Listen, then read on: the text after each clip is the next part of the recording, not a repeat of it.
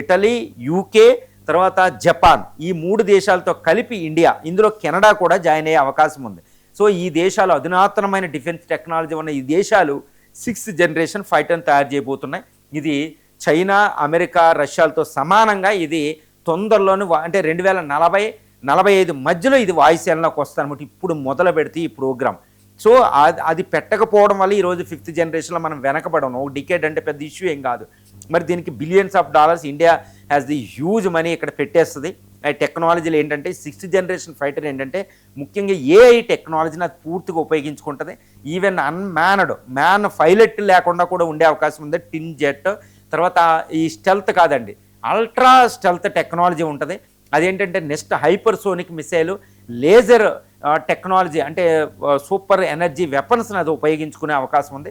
ఆ command control కింద నుంచే దాన్ని కమాండ్ కంట్రోల్ని డెవలప్ చేస్తారు. తర్వాత క్వాంటమ్ వెపన్స్ ఉండబోతున్నాయి, నెక్స్ట్ వెపన్స్ అనమాట. 6th జనరేషన్ అనేది అధునాతనం. అది ఎవరి చేతిలో ఉంటుందో వాళ్ళు గ్లోబల్ సూపర్ మిలిటరీ పవర్గా తయారైపోతారన్నమాట.